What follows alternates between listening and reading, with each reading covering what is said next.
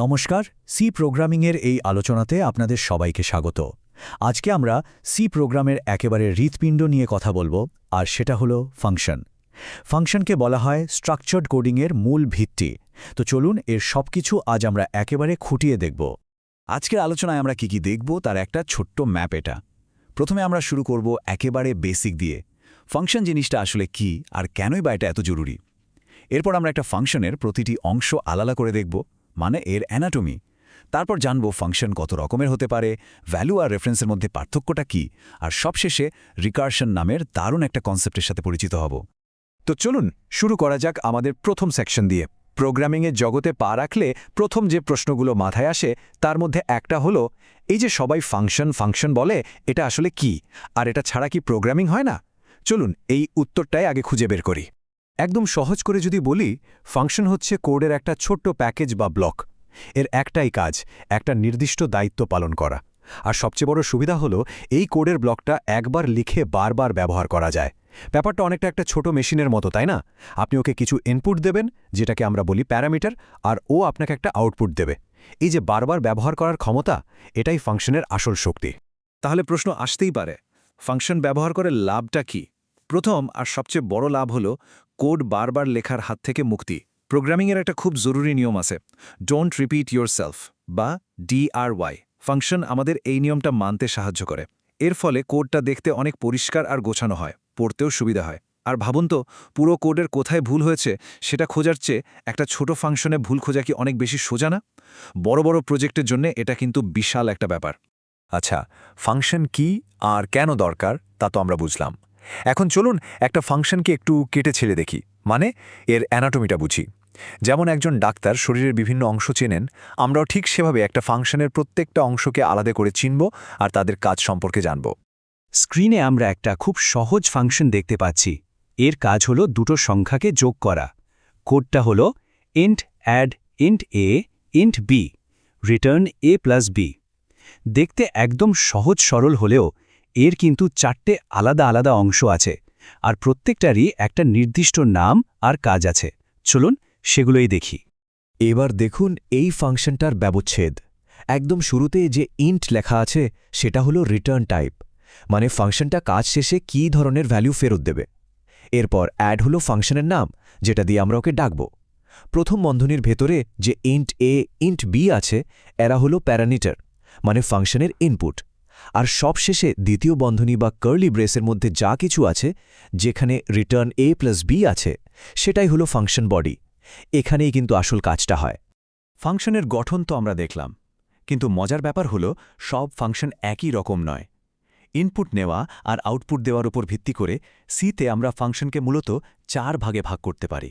মানে কোনো function parameter নেয় কিনা আর কোনো ভ্যালু রিটার্ন করে কিনা, এই দুটো বিষয়ের উপর ভিত্তি করে এই ভাগটা করা হয়। চলুন এই 4টা প্রকারই দেখে নিই। প্রথম প্রকারটা সবচেয়ে সহজ। এই ধরনের ফাংশন কোনো ইনপুটও নেয় না, আবার কোনো আউটপুটও দেয় না। যেমন এই গ্রিট ফাংশনটা, এর একটাই কাজ স্ক্রিনে হ্যালো লেখাটা দেখানো। যেহেতু ও কিছু ফেরত দিচ্ছে না, তাই ওর রিটার্ন টাইপ হলো ভয়েড, মানে কিছু না। দ্বিতীয় প্রকারের ফাংশন কোনো প্যারামিটার নেয় না, কিন্তু একটা ভ্যালু রিটার্ন করে। এই গেট ইনপুট ফাংশনটা এটার একটা দারুণ উদাহরণ। দেখুন, ও বাইরে থেকে কোনো ইনপুট নিচ্ছে না, কিন্তু ইউজারের কাছ থেকে একটা সংখ্যা নিয়ে সেটাকে রিটার্ন করছে।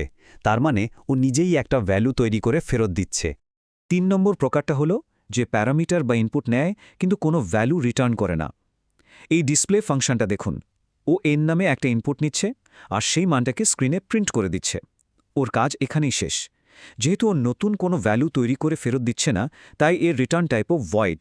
আর সবশেষে আসছে চতুর্থ প্রকার, যেটা সবচেয়ে বেশি ব্যবহৃত হয় এবং সবচেয়ে শক্তিশালী। এই ধরনের ফাংশন প্যারামিটারও নেয়, আবার একটা ভ্যালু রিটার্নও করে।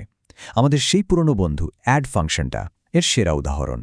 ও a আর b ইনপুট হিসেবে নিয়ে তাদের যোগফলটা রিটার্ন করে। যত জটিল ক্যালকুলেশন তার বেশিরভাগে কিন্তু এই ধরনের ফাংশন দিয়ে করা হয়।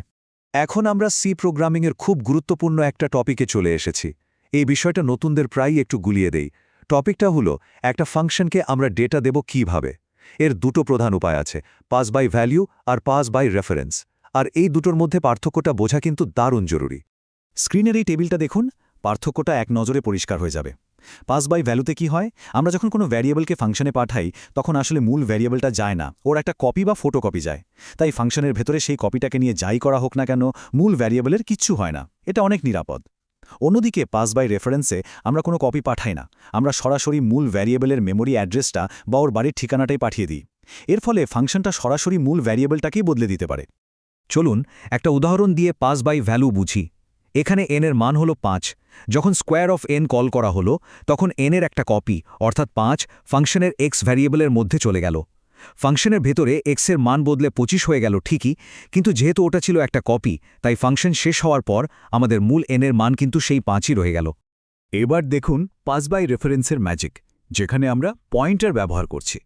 এখানে স্কোয়ার ফাংশনটা একটা ইন্টিজার পয়েন্টার *x নিচ্ছে, মানে ও একটা অ্যাড্রেস চায়। আমরা যখন স্কোয়ার অ্যান্ড n কল করছি আমরা n এর অ্যাড্রেসটা পাঠিয়ে দিচ্ছি। ফাংশনের ভেতরে *x ব্যবহার করে আমরা সরাসরি ওই অ্যাড্রেসে থাকা মানটাকে বদলে দিচ্ছি। ফলে কি হচ্ছে, ফাংশন কলের পর আমাদের মূল n এর মানটাই কিন্তু বদলে 25 হয়ে যাচ্ছে। এইটাই হলো আসল পার্থক্য। আমাদের আজকের আলোচনার একেবারে শেষ পর্বে চলে এসেছি আমরা। আর এই পর্বে আমরা একটা খুবই এলিগেন্ট আর শক্তিশালী কনসেপ্ট নিয়ে কথা বলবো, যার নাম হলো রিকারশন। কিছু কিছু জটিল সমস্যা আছে যা রিকারশন ব্যবহার করলে অবিশ্বাস্য রকম সহজ হয়ে যায়। তো রিকারশন জিনিসটা কি? খুব সহজ ভাষায় রিকারশন হলো এমন একটা প্রসেস যেখানে একটা ফাংশন নিজের কাজ করার জন্য নিজেকেই আবার কল করে।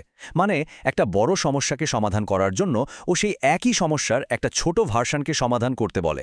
এভাবেই সমস্যাটা ছোট হতে হতে এমন এক জায়গায় পৌঁছায় যার সমাধান খুব সোজা।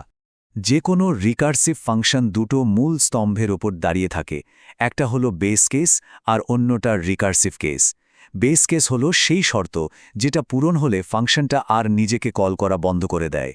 এই বেস কেসটা কিন্তু থাকতেই হবে, না হলে ফাংশনটা নিজেকে অসীম পর্যন্ত ডাকতেই থাকবে আর শেষে স্ট্যাক ওভারফ্লো এরর দিয়ে প্রোগ্রামটা ক্র্যাশ করবে। আর রিকারসিভ কেসে ফাংশনটা নিজেকে আবার কল করে, কিন্তু একটু অন্য আর্গুমেন্ট দিয়ে, যাতে ও বেস কেসের দিকে এক ধাপ এগিয়ে যায়। রিকারশনের সবচেয়ে ক্লাসিক উদাহরণ হলো ফ্যাক্টোরিয়াল বের করা। এই কোডটা দেখুন, এখানে ইফ n লেস দেন 1 এই লাইনটা হলো আমাদের বেস কেস। যখন n এর মান 1 বা তার কম হয়ে যাবে তখন রিকারশন থেমে যাবে আর 1 রিটার্ন করবে। আর তার পরের লাইনটা return n into factorial n-1। এটা হলো রিকারসিভ কেস। এখানে ফাংশনটা n এর সাথে n-1 এর ফ্যাক্টোরিয়ালকে গুণ করে নিজেকে আবার কল করছে। চলুন একটু কল্পনা করার চেষ্টা করি যে ফ্যাক্টোরিয়াল 4 কল করলে ভেতরে ভেতরে কি হয়। কম্পিউটার একটা কল স্ট্যাক ব্যবহার করে মনে রাখে কে কাকে কল করেছে। প্রথমে ফ্যাক্টোরিয়াল 4 কল করে ফ্যাক্টোরিয়াল 3কে, স্ট্যাকের ওপর ফ্যাক্টোরিয়াল 3 বসে। তারপর ফ্যাক্টোরিয়াল 3 কল করে ফ্যাক্টোরিয়াল 2কে, সে আবার কল করে ফ্যাক্টোরিয়াল 1কে। স্ট্যাকটা লম্বা হতে থাকে। যেই ফ্যাক্টোরিয়াল 1 বেস কেসে পৌঁছায় ও 1 রিটার্ন করে। এবার স্ট্যাকটা খালি হতে শুরু করে আর হিসেবগুলো উল্টো দিকে সম্পন্ন হয়। প্রথমে 2 আর 1 গুণ হয়ে 2 হয়, তারপর সেই 2 এর সাথে 3 গুণ হয়ে 6 হয়, আর শেষে সেই 6 এর সাথে 4 গুণ হয়ে ফাইনাল উত্তর আসে 24। এভাবেই কিন্তু রিকারশন কাজ করে। তাহলে আজকের আলোচনায় আমরা ফাংশনের মূল ভিত্তিগুলো সম্পর্কে জানলাম। এখন যেহেতু কোডিংয়ের এই শক্তিশালী টুলসগুলো আমাদের হাতে, একটা প্রশ্ন কিন্তু থেকেই যায়, এই বিভিন্ন ধরনের ফাংশন আর রিকারশনের মতো শক্তিশালী কনসেপ্টকে একসাথে ব্যবহার করে আর কি কি জটিল আর অসাধারণ সমস্যার সমাধান করা সম্ভব।